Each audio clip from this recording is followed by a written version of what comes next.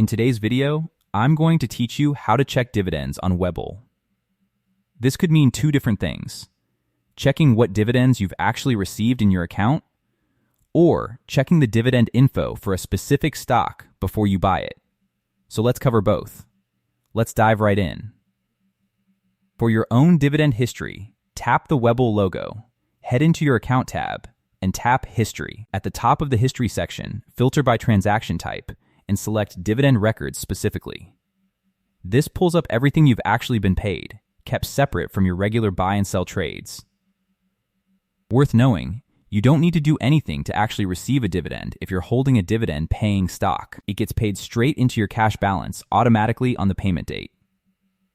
That Dividend Records filter is simply where you'd go afterward to review that history.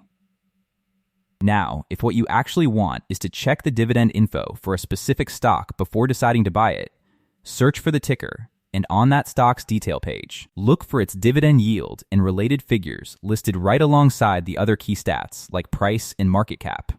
Webull also has a broader dividend calendar available, showing upcoming ex-dividend dates, declaration dates, and payment dates across a wide range of stocks, which is genuinely useful if you're specifically hunting for dividend-paying opportunities rather than checking one you've already got in mind. One quick terminology reminder worth knowing, since these dates trip people up. The ex-dividend date is the actual cutoff. You need to already own the stock before that date to qualify for the upcoming payment. The payment date, on the other hand, is simply when the money actually lands in your account.